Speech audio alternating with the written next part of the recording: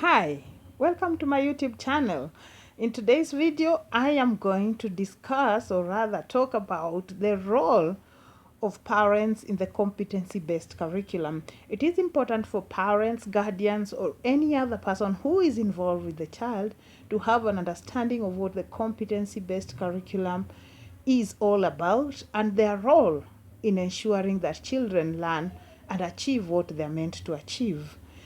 Without this, our learners will not be able to achieve what they are meant to achieve in the learning process. And of paramount importance, number one, ensure you have an understanding of the competencies, the pertinent and contemporary issues, and the values in the competency-based curriculum. Search for information, look for the information. It is all over in Google, it is there in YouTube. You can find it even from the schools if you don't understand what they are all about. So look for information, understand. After you have an understanding, it would be easier for you to discuss, to interpret, to analyze, and even make judgment after you have an in-depth understanding of those issues that I have mentioned. Another important thing, after you have understood this, make sure you are a good role model, because the competency-based curriculum is also a value-based curriculum. So after you have understood that values are inculcated in the learning process, you will realize that it is also important for you as a parent or a guardian to be a good role model. Set some standards in terms of morals in your house. Set some standards in terms of expectations of how you expect your child to carry out himself or herself. So that one is very, very important. Another role which is also important is identify your child's talent or potential and then share the same information with the facilitators who are the teachers. Once you identify these talents, it becomes easy for the nurturing process to take place. Identifying could be easy or may not be easy depending on how friendly or how open your child is. There are some children who are very open, and it also depends on what makes them open, what makes them comfortable in sharing their ideas. So provide a conducive environment at home for your children to be able to share their talents. Provide a conducive environment at home for your children to be able to share with you what they're passionate about. Some talents may be evident, others may not be evident, but you could still get the telltale signs from what your child is doing at home. The ones that are evident, it's so easy. You'll be able to tell, my child is good at singing, my child can dramatize, my child is good at weaving or the craft activities. But there are some other talents that are there, but they're hidden. You have to be keen to identify them. So if they are hidden, identify these talents, because the signs are already there. After identifying, you need to motivate your child, motivate them, give them a conducive environment to be able to do this. Another thing, provide them with the necessary materials they need. If it is in art, if they want to do basketry, they want to do painting, give them the materials they require. Find out workshops that are offering the same and other trainings, then expose them to such kind of functions or such kind of forums for them to learn more.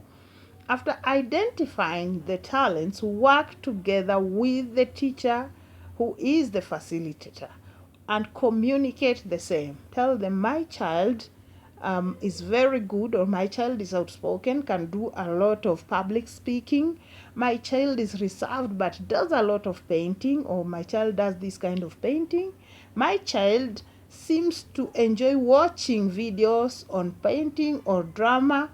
So from there, once the teacher has the information, work together. Find out, now, what can we do? What is the first step to nurture this? And now, as you're working together, it will be your responsibility, you and the teacher, to keep motivating the child. Whatever effort they do, it is you to keep motivating, encourage them, give them a conducive environment, take them to forums that help nurture these kind of talents. Don't expose them to people or activities that will try to kill that kind of talent in them. So after this, also assess the competencies and the achievement of your learner. If you are able to to assess, you will know what you need to put in place for your child to keep improving, or for your child to excel and even exceed expectations. So as they are doing this, appreciate their achievement. When you assess, you'll be able to see the achievement. Don't expect very tremendous achievement for starters.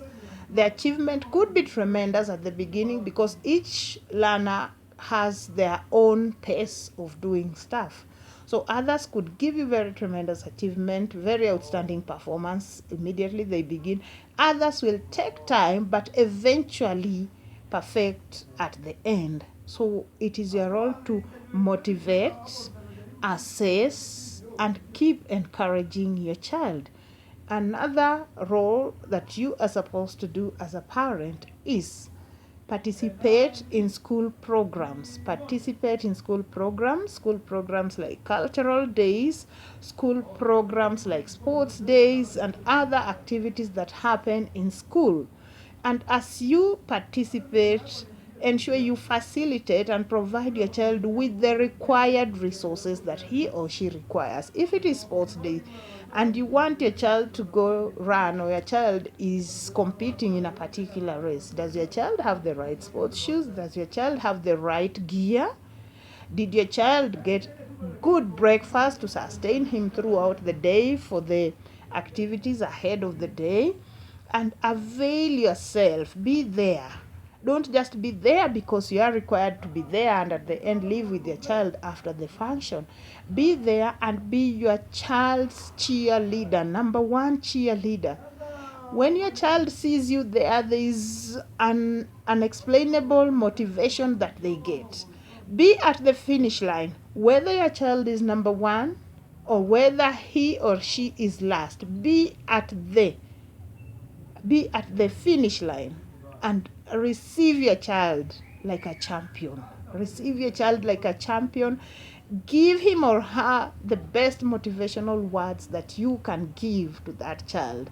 Because from there, even if they were last, they will know I did something, my mommy was happy, and they're going to do the best.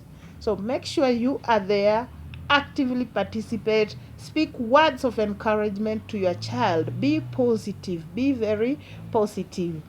Another important thing that you are supposed to do is be active in community service learning. Remember, community service learning is a pertinent and contemporary issue. The pertinent and contemporary issues that take place, the community service learning could be tree planting, could be cleanup exercises, visiting children's home. Be active, and when I say be active, don't be active and go alone to these kind of functions. Be active together with your child. Attend the function with your child. Take part with your child. As you are going there, let them understand why you are there. Let them understand why it is important for them to be there. And what effect does it have for the society? What value are they inculcating in themselves? So make sure you take part in such activities. So that is it for today. Next, I will still talk about your role as a parent in the competency-based curriculum. That was it.